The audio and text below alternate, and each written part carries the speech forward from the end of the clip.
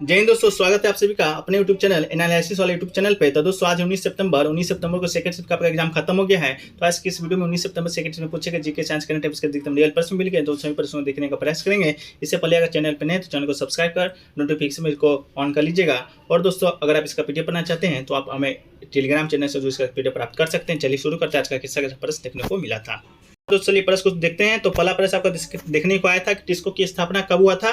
तो टिस्को की स्थापना की बात करें दोस्तों तो टाटा के द्वारा Tata iron and steel company इसका फुल फॉर्म है, देख लीजिएगा। इसकी जो स्थापना है 26 अगस्त 1907 ईस्वी को आपका किया गया था। तो 1907 आपका बिल्कुल राइट आंसर था। जमशेदजी जोरावर टाटा के द्वारा इसकी स्थापना की गई थी और 1912 ईस्वी में जमशेद की टाटा के समूह की एक शाखा के रूप में स्टील का उत्पादन शुरू हुआ था। तो स्टील के उत्पादन का शुरू कब हुआ था, तो आपका ये 1912 हो जाएगा और इसका स्थापना 1907 ईस्वी में किया था। अगला क्वेश्चन है दोस्तों कि भाखड़ा नागल बांध किस नदी पर स्थित है। तो भाखड़ा नागल बांध की बात करें तो हिमाचल प्रदेश के बिलासपुर जिले में सतलुज नदी पर बनाया गया है। यह 856 फीट ऊंचे टिहरी बांध के बाद भारत का सबसे दूसरा ऊंचा बांध है। ठीक है, तो ये दोस्तों आपका भाखड़ा नागल बांध आपका क्वेश्चन रिपीटेड है।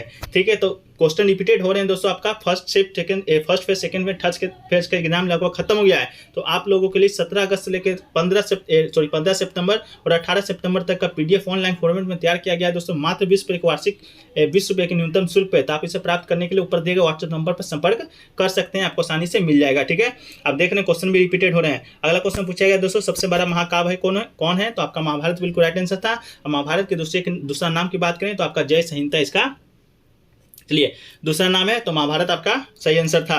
अगला क्वेश्चन पूछा गया दोस्तों ऑस्ट्रेलियन ओपन 2022 का विजेता कौन जीता है। तो ऑस्ट्रेलियन ओपन 2022 की बात करें तो राफेल नडाल ने दोस्तों जीता है ऑस्ट्रेलियन ओपन का खिताब। फाइनल में डेनियल मेदवेदेव को हराकर 21वां ग्रैंड स्लैम जीता है। ठीक है, तो डेनियल मेदवेदेव की भी आपका ऑप्शन में दिया गया था, राफेल नडाल भी ऑप्शन में दिया गया था, नोवाक जोकोविच भी आपका ऑप्शन में दिया गया था। तो बहुत से लोगों ने डेनियल मेदवेदेव को मारा है, तो आपका बिल्कुल ये गलत है, राफेल नडाल बिल्कुल सही है। ये दोस्तों आपका पुरुष एकल का खिताब जीता था। अब बात कर लेते हैं महिला एकल में किसने जीता है। तो महिला एकल में एश्ले बार्टी ने दोस्तों आपका ये खिताब जीता है। 40 साल का सूखा खत्म किया है और अमेरिका की डेनियल कॉलिंस को हराकर यह खिताब जीता है। आप देख सकते हैं दोस्तों दोनों जो पुरुष और महिला का उप विजेता है दोनों में आपका डेनियल लगा हुआ है। तो आप इससे दोस्तों रिलेट करके आप उप विजेता को याद कर सकते हैं। चलिए अगला क्वेश्चन दोस्तों कि प्लास्टर ऑफ पेरिस कैसे बनता है। तो दोस्तों प्लास्टर ऑफ पेरिस की बात करें तो ये आपका जलित जिप्सम है जो कि प्राय श्वेता चूर्ण के रूप में मिलता है। यदि विशुद्ध जिप्सम CaSO4 2H2O को 100 डिग्री तक गर्म किया जाता है तो जलांश के 3/4 भाग पर निकल जाता है और परिणामी पदार्थ plaster of Paris CaSO4 half H2O कहलाता है। ठीक है, तो आपका यही ऑप्शन दिया गया था कि गर्म करने पर दोस्तों आपका प्लास्टर ऑफ पेरिस बनता है। ठीक है, अगला क्वेश्चन दोस्तों चलिए पूछा गया था कि अखंडता पंथ निरपेक्ष किस संविधान संशोधन के द्वारा आपका जोड़ा गया था। तो बात करें दोस्तों अखंडता पंथ निरपेक्ष संविधान संशोधन किस था। तो 42वां संविधान संशोधन 1976 के द्वारा आपका ये जोड़ा गया था। ठीक है, ये दोस्तों आपका लघु संविधान भी कहा जाता है क्योंकि इसमें दोस्तों बहुत सारे परिवर्तन इस समय आपका हुआ था 42वां संविधान संशोधन के तहत। आप देख लीजिए दोस्तों आर्टिकल अनुच्छेद 4 है, ये किससे संबंधित है। तो दोस्तों आपका अनुच्छेद 4 के द्वारा आपका प्रदान की शक्ति के तहत सिक्किम राज्य को संसद के द्वारा भारत में मिलाया गया था। यह आपका अनुच्छेद 4 के तहत मिलाया गया था। ये क्वेश्चन आपका आ सकता है, 100% आप लिख के रख लीजिए। चलिए अगला क्वेश्चन है दोस्तों कि सतलुज काली नदी के बीच कौन सा हिमालय है। तो दोस्तों सतलुज काली नदी के बीच के हिमालय की बात करें तो दोस्तों आपका ये कुमायूं हिमालय बिल्कुल राइट आंसर है। वहीं पर बात करें दोस्तों काली और तीस्ता नदी के बीच कौन सा हिमालय स्थित है। तो आपका नेपाल हिमालय है। ये भी क्वेश्चन आप लिख लीजिए दोस्तों आपका 100% ये क्वेश्चन आपका कभी ना कभी जब तक एग्जाम में आपका पूछा जाने वाला है, नेपाल हिमालय काली और तीस्ता नदियों के बीच में। चलिए सतलज और काली नदियों की बात करें तो ये आपका कुमायूं हिमालय के हिस्से में आता है। ठीक है, अगला क्वेश्चन पूछा गया तो दोस्तों आपका कि आरबीआई के संदर्भ में कौन सा कथन आपका गलत है। ठीक है, तो आरबीआई के संदर्भ की बात करें दोस्तों तो ये आपका ऋण आम आदमी को ऋण प्रदान करता है। ये कथन आपका बिल्कुल ही गलत था क्योंकि आरबीआई के द्वारा आम आदमी को ऋण नहीं बल्कि बैंकों को ऋण प्रदान किया जाता है। तो ये आरबीआई को बैंकों का बैंक भी कहा जाता है। तो ये दोस्तों आपका आम आदमी का ऋण प्रदान करता है, आपका ये बिल्कुल गलत था। चलिए अगला क्वेश्चन दोस्तों पूछा गया था आपका कि जिप्सम का रासायनिक सूत्र आपसे पूछा गया था। तो जिप्सम के रासायनिक सूत्र की बात करें तो ऊपर भी डिस्कस किए हैं, लेकिन एक बार और कर लेते हैं। आपका CaSO4 2H2 आपका इसका जिप्सम का रासायनिक सूत्र होता है। ठीक है, जिप्सम को जब 100 डिग्री पे गर्म करेंगे तो आपका प्लास्टर ऑफ पेरिस निकल कर आएगा।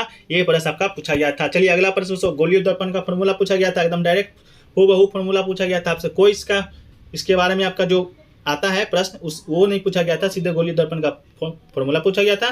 तो 1 = A = 1/√2 V प्लस 1/u दोस्तों आपका ये फॉर्मूला आता है। ठीक है, जहां पर आप F, B तथा U क्रमशः फोकस दूरी पर प्रतिबिंब दूरी तथा वस्तु दूरी है F और गता त्रिज्या P की आधी होती है। अवतल दर्पण के लिए F ऋणात्मक, उत्तल दर्पण के लिए F धनात्मक होता है। ठीक है, इससे दोस्तों आपका कोई न्यूमेरिकल इनडायरेक्ट आपका ये फॉर्मूला ही पूछा गया था। चलिए अगला क्वेश्चन, पीयूष गोयल ने फैशन डिजाइनर का उद्घाटन कहाँ किया है? तो ये दोस्तों आपका पंचकुला हरियाणा में दोस्तों इसका उद्घाटन किया है। पंचकुला में राष्ट्रीय फैशन प्रौद्योगिकी संस्थान निफ्ट के द्वारा 17वां परिषद आधिकारिक तौर पर हरियाणा के मुख्यमंत्री मनोहर लाल खट्टर के द्वारा केंद्रीय मंत्री पीयूष गोयल द्वारा उद्घाटन किया गया है, जिन्होंने इससे राज्य में कपड़े का क्षेत्र का विकास का आधार कहा है। तो आपका पंचकुला हरियाणा बिल्कुल राइट आंसर है। अगला दोस्तों पूछा गया था राष्ट्रीय महिला आयोग की अध्यक्ष। ये क्वेश्चन दोस्तों आपका रिपीटेड है। सभी क्वेश्चन को दोस्तों शामिल किया गया उस पीडीएफ में।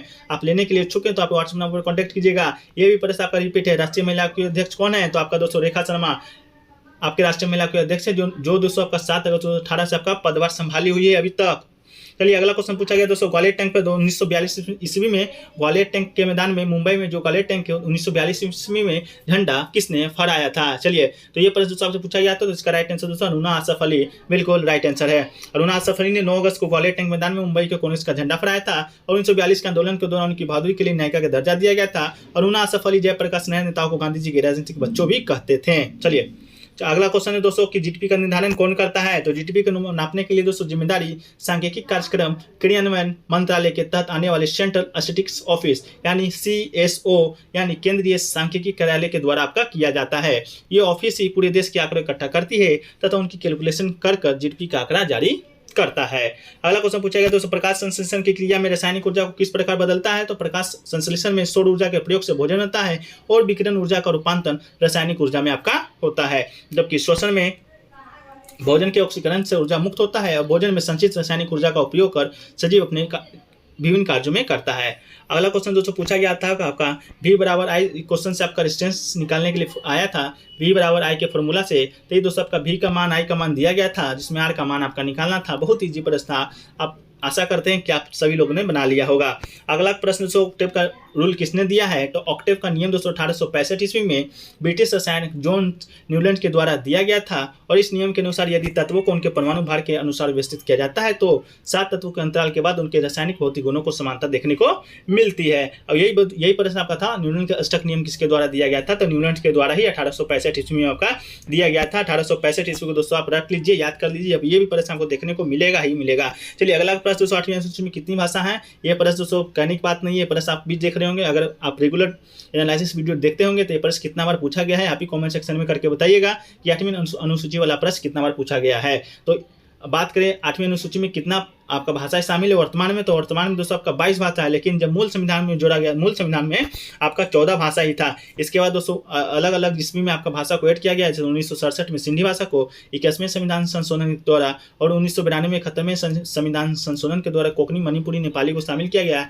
इस तरह से वर्तमान में आपका 22 भाषा है, लेकिन मूल संविधान में आपका पूछा हुआ तो 14 ही भाषा थी 8वीं अनुसूची में। ठीक है, चलिए अगला प्रश्न दोस्तों, राष्ट्रपति से संबंधित आपका प्रश्न है कि संविधान का अनुच्छेद 52 किससे संबंधित है? तो 52 दोस्तों अनुच्छेद राष्ट्रपति के पद का प्रावधान किया गया है। अनुच्छेद 53 की बात करें तो संघ की कार्यपालिका शक्ति राष्ट्रपति में निहित होगी। यह प्रश्न आपका पूछा गया है, जिसका प्रयोग वो प्रधानमंत्री मंत्रिपरिषद के सलाह के अनुसार करेगा। अनुच्छेद 54 दोस्तों आपका राष्ट्रपति के निर्वाचक मंडल से संबंधित है, जो कि संसद और विधानसभा के निर्वाचित सदस्य करते हैं। ठीक है, मनोनीत सदस्य आपका नहीं करता है, सिर्फ निर्वाचित सदस्य ही करता है।